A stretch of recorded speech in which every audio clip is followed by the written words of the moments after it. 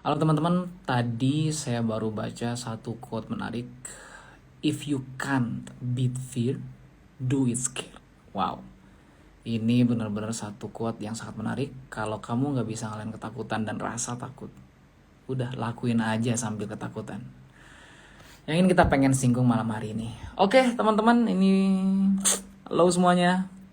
Udah lama nih nggak live streaming. Dan malam ini pas lagi slow juga. Hello. Acara apa ini? Gak ada, lagi pengen sharing-sharing aja. Tadi saya baru baca quote menarik sih dan pengen saya singgung malam hari ini. Tapi kalau ada pertanyaan, silakan ya. 15 menit ke depan saya akan coba jawab. Tadi ada quote yang menarik yang saya baru baca dari Google. If you can't beat fear, do it scared. Coba nih kita tulis. If you can beat fear, do it scared. Scared. Wow, ini keren nih. Nah, oke, pin komen. Nah, jadi ini satu kata-kata simple ya, tapi dalam banget gitu.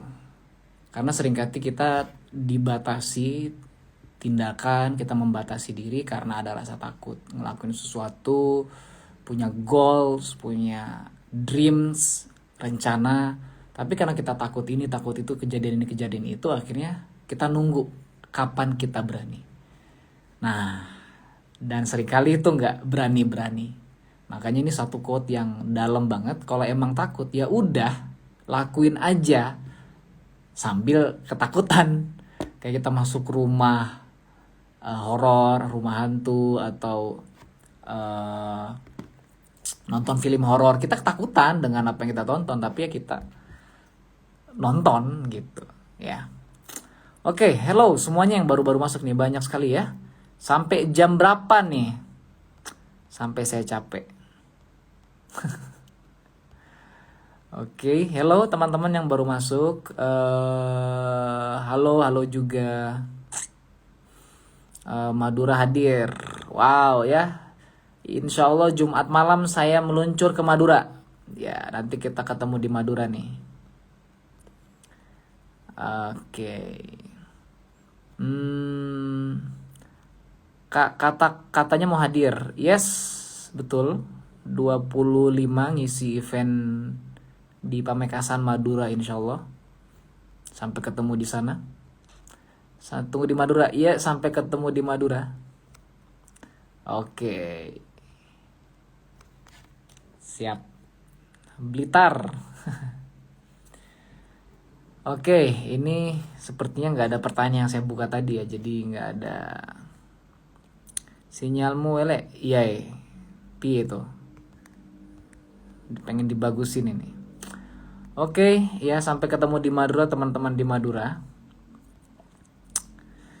Oke. Jadi malam hari ini yang pengen saya sedikit singgung ya, karena banyak dari kita, bahkan ini live streaming aja, banyak loh orang-orang yang gak berani live streaming. Karena mungkin takut gak ada yang nonton, takut gak ngomongin apa, udah ada bahan yang pengen di-share tapi gak berani disampaikan, padahal itu kebaikan, karena takut. Tapi kalau kita punya satu goals, kita punya satu hal yang pengen kita kejar, kita lakukan, menurut kita itu baik dan worth it, udah lakuin aja meskipun takut. Karena seringkali rasa takut itu hanya hilang dengan tindakan. Di buku The Magic of Thinking Big, obatnya ketakutan itu tindakan. Ya, jadi ya lakuin aja gitu. Takut mulai bisnis ya mulai bisnis, takut presentasi ya presentasi, takut jualan ya jualan aja gitu. Oke. Bojonegoro, wow, yes. Halo Bojonegoro. Oke ya, ini temanya malam hari ini tentang cara mengalahkan rasa takut teman-teman ya. Jadi kalau ada pertanyaan atau pernah berada di posisi ini, boleh nih diceritakan. Kita lihat ada nggak yang pernah ngalamin ini dan bagaimana cara ngalahin ketakutannya.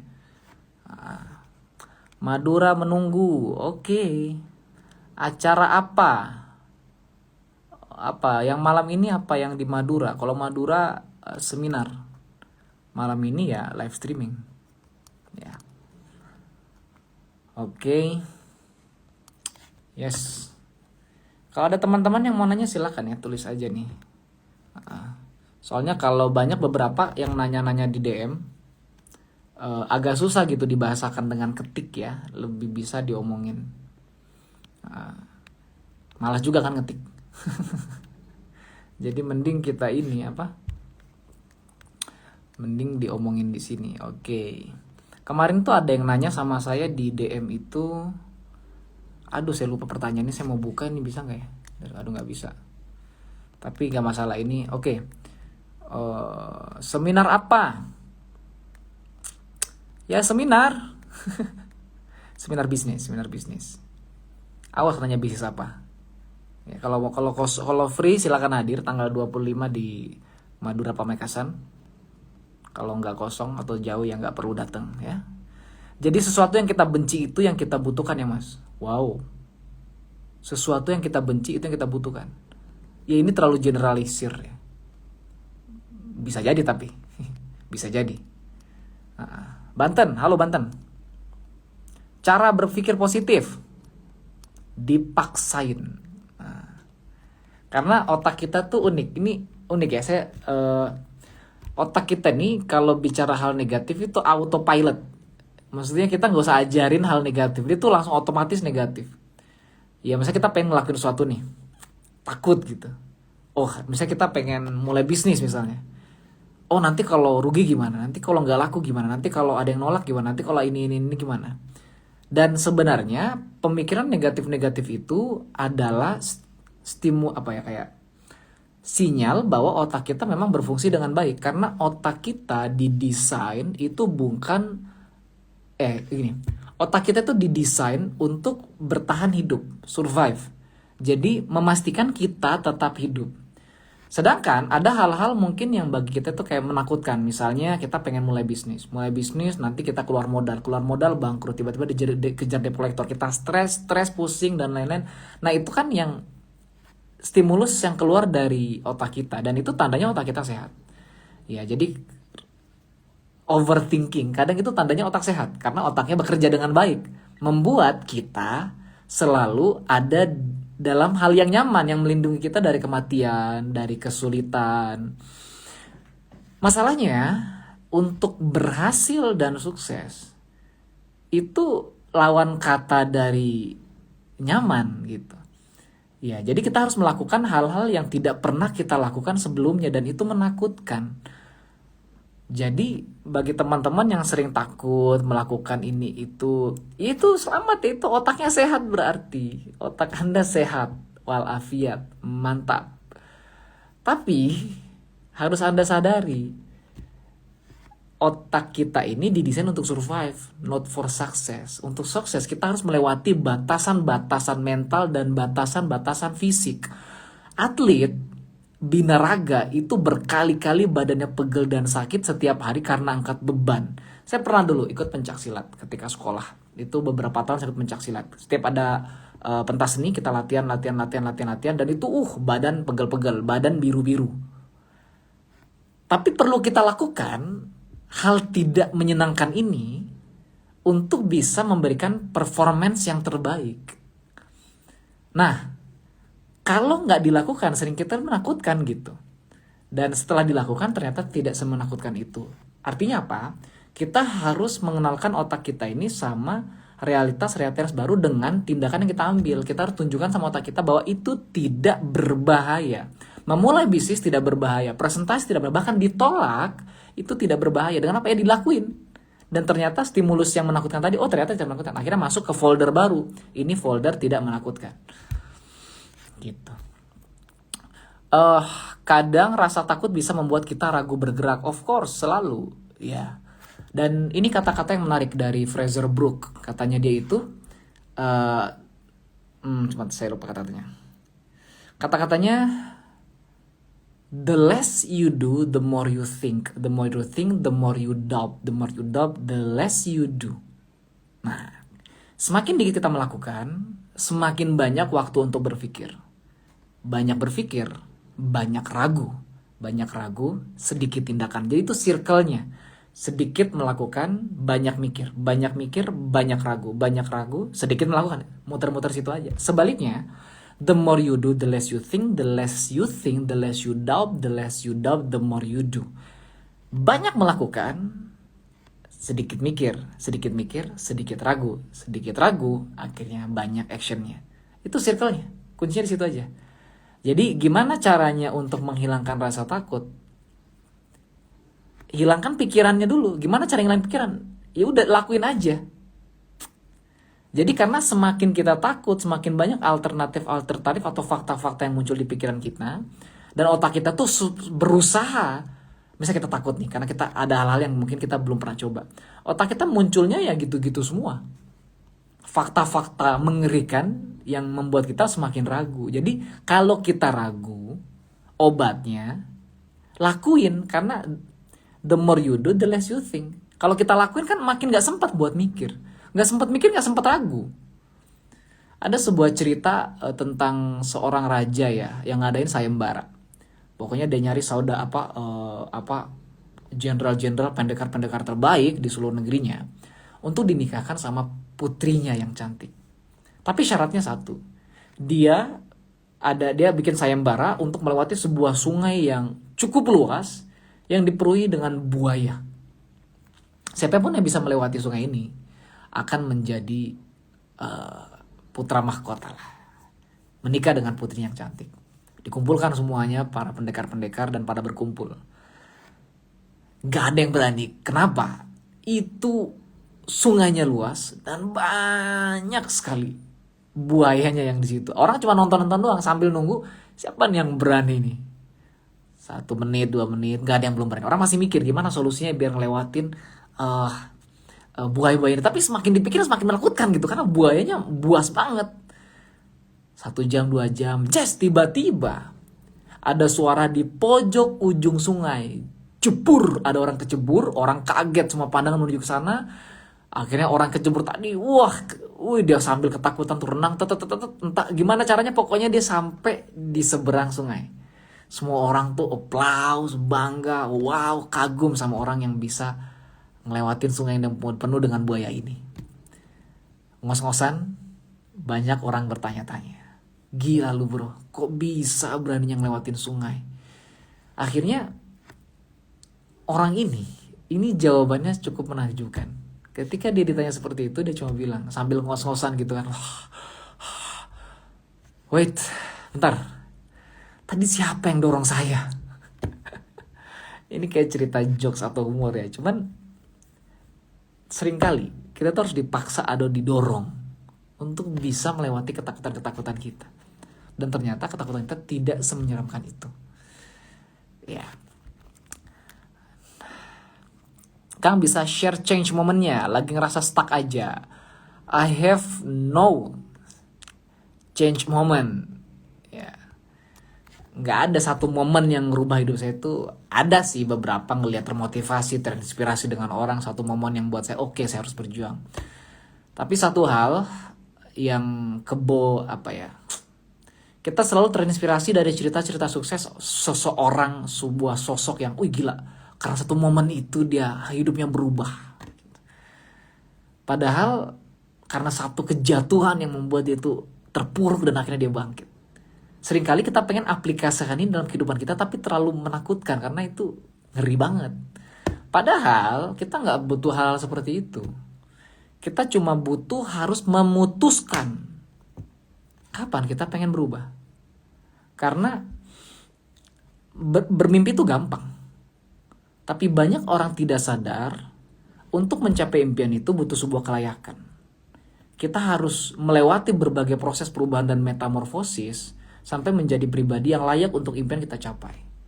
Ketika teman-teman SD dulu sampai teman-teman sekarang kuliah, bagi yang kuliah atau sudah kerja, Anda tuh berbeda dari yang dulu. Anda berubah dan bertumbuh. Nah itu harus kita sadari juga dalam mencapai impian dan goals-goals kita. Kita harus bertumbuh dan berubah. Dengan apa? Dan keputusan mulai kita harus berubah. Apa kita rubah? Pikiran. Kita rubah pikiran dengan baca buku, masuk lingkungan baru, mencoba hal baru, ketemu orang baru. Itu aja. Keputusan. Madura, wow, orang Madura banyak sekali. Bang, mau join komunitas mahasiswa yang sambil bisnis di bawah bimbingan abang, gimana caranya? Cek link di bio. Cek link di bio. Kalau hati bimbang antara bisnis dan belajar, jangan bimbang, lakukan semuanya. Jangan bimbang. Seringkali bukan karena hati, karena persepsi. Persepsi kita tuh bisnis dan akademis itu dua hal yang berbeda dan saling bertentangan. Kalau belajar kita jadi pinter, kalau bisnis kita jadi bodoh tapi kaya. Padahal enggak juga. Dalam bisnis ada pelajaran-pelajaran yang kita bisa dapatkan. Pelajaran hidup, pelajaran komunikasi, networking, bahkan banyak hal yang kita bisa belajar dalam bisnis. Jadi kalau saya tidak setuju bahwa harus memilih antara akademis dan bisnis. Kecuali memang Anda tidak suka belajar dalam kelas. Tapi ini bukan masalah kebimbangan hati, tapi persepsi. Perspektif tentang bisnis dan akademis yang harus kita luruskan. Ya, bisnis tidak selalu tentang uang dan akademis tidak selalu tentang ijazah. Nah, jadi kita harus luruskan dalam akademis apa yang dikejar, dalam bisnis apa yang dikejar. Kalau kita bicara tentang nilai dan value, dua-duanya tak ada nilai yang layak untuk diperjuangkan. Tinggal perjelas mana yang jadi prioritas, apa yang kamu kejar dengan kamu belajar, apa yang kamu kejar dalam bisnis yang kamu bangun. Sehingga ketika kita udah jelas prioritasnya, ya kerjakan sesuai dengan prioritas. Ada yang memang hal-hal yang bisa dan perlu kita korbankan, tapi ya sudah. Ketika kita punya satu goals yang pengen kita capai, why not? Yes, harus dipaksa. Trenggalek, wow ini Jawa Timur semua dari tadi ya. Ini coba bisa komen nggak? Anda ini yang nonton ada 42 orang ya, ini dari kota mana aja ya? Kalau nggak capek ngetik ya. Saya pengen tahu aja gitu, ini dari kota mana aja. Oke, kuncinya ya guys, uang serep. Titik memel. Kuncinya ya guys, uang serep titik memel ekoyoi kinet. Oh, kinet. Ya, kinet saya nggak asing juga sama kinet. Oke, Pak kalau bimbang antara kuliah dan bisnis gimana ya? Tentukan prioritas. Tentukan prioritas. Nah, sama ini ada hal menarik dari ketika saya belajar usul fiqh. Mala yudroku kuluh, la yudroku kuluh. Jadi sesuatu hal yang tidak bisa dikerjakan sepenuhnya, seringkali tidak perlu ditinggalkan sepenuhnya. Nah jadi nggak perlu kalau pengen bisnis harus DO kuliah, kalau pengen kuliah tinggalin bisnis, nggak juga gitu. Ya, agak keteteran dua-duanya kalau bisa berbarengan, tapi it's not an impossible mission. Ini bukan mission impossible, ini nggak mustahil kalau dua-duanya bisa berbarengan jalan. Ya jadi keteteran dan lebih capek kenapa enggak? Oh, tergantung tadi goalsnya buat apa gitu. Kembali buat apa? Kalau memang nggak ada alasan yang cukup jelas untuk ngerjain dua-duanya, ya nggak usah dikerjain dua-duanya. Tapi kalau Anda punya alasan tertentu atau goals tertentu yang pengen dikerjakan, ya sudah, kerjakan dua-duanya. Nggak usah bimbang. Oke. Bang, oh ini. Kalau mau join komunitas sambil bisnis, itu cek link di bio. Cek link di bio. Oke. Halo. Ini banyak sekali yang baru masuk ya. Tapi kayaknya langsung keluar karena nggak seru obrolan kita malam hari ini ya. Terlalu positif obrolannya. Terlalu serius gitu. Nggak ada jokesnya. Jember, Pekanbaru. Assalamualaikum, waalaikumsalam. Join bisnis usia berapa? 18. Iya 18. Jogja, Garut, Ciamis, Kediri, Serang, Banten, Pekanbaru. Wah akhirnya ada yang luar Jawa. Saya tuh dari tadi nunggu yang luar Jawa. Ya, Sulawesi Tengah. Parigi, mantap. Pekanbaru, wow. Halo Pekanbaru. Kalau mondok terus gabung Tiens menurut Bapak gimana? Sedangkan di pondok terbatas waktu, tidak bisa keluar jauh-jauh. Ya kerjakan sebisanya. Sebisanya aja. Ya pada akhirnya setiap orang punya keterbatasannya masing-masing. Yang kuliah sibuk kuliah, yang ibu rumah tangga sambil ngurusin anak, yang bapak sedang bekerja, ngambang nggak bisa bekerja. Jadi Semua orang punya keterbatasan masing-masing, tinggal apa yang bisa kita lakukan dengan keterbatasan itu dan kelebihan yang kita miliki. Fokus sama kelebihannya, bukan sama keterbatasannya. Ya. Apakah orang yang full time ngembangin bisnis pasti berhasil 100%? Gak juga. Saya banyak punya tim-tim yang DO kuliah malah gak jadi apa-apa. Dia bilang, Pak, saya pengen DO karena saya pengen fokus bisnis, saya pengen cuti kuliah, pengen fokus bisnis, dan akhirnya bisnis nggak jadi apa-apa juga. Justru ada orang-orang yang sambil kerja, ya sambil kuliah, ya slow but sure dia kerjakan dengan sabar, dan akhirnya bisnisnya berkembang. Jadi bukan masalah ada waktunya berapa, leluasa apa enggak, bukan masalah itu. Masalahnya kamu pengen fokus sama keterbatasan atau sama kekuatan. Kalau kamu udah bisa fokus sama kekuatan yang kamu punya, nggak ada yang bisa ngalangin. Halo. Bisnis dan ekstraman yang harus dipilih. Aduh. Terlalu abstrak ya pertanyaannya ya. Yang agak spesifik ya. Bang, aku pengen join bisnis tapi belum ada modal. Oke, makasih informasinya, cari dulu. Kalau udah ada kesini lagi. Iya. Itu kan ibarat pengen. Ntar lagi HP saya sudah mau mati ternyata. Oke. Jika nggak punya apa-apa, hal yang punya. Nggak ada orang yang bener-bener nggak punya apa-apa. Itu cuma perspesi aja. Seakan-akan kita nggak punya apa-apa karena melihat orang lain yang punya apa-apa. Sebenarnya kamu punya apa yang dibutuhkan.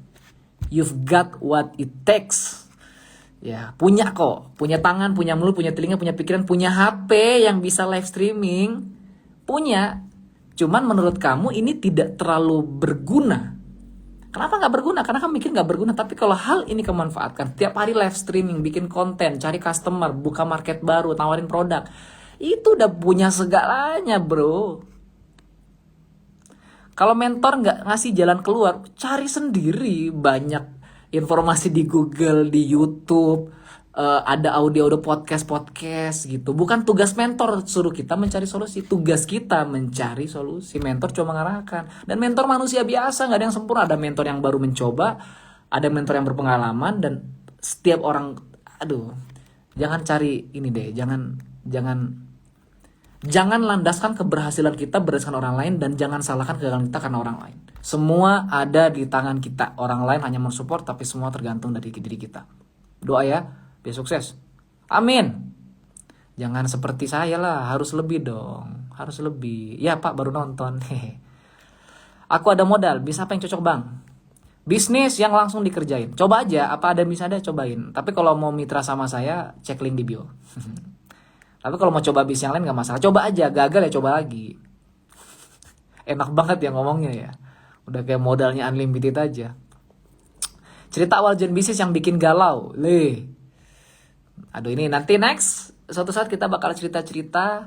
Saya alumni Gontor 2010. Prime 2010.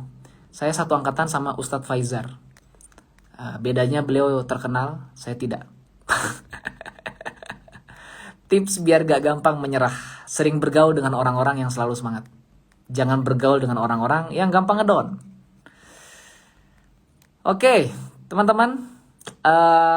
Mungkin itu aja. HP saya udah melobet. Sampai jumpa di lain waktu. Semoga informasi sedikit bisa bermanfaat. Thank you yang sudah nonton malam hari ini. Semoga bisa jadi value dalam hidup Anda. See you next time. Assalamualaikum.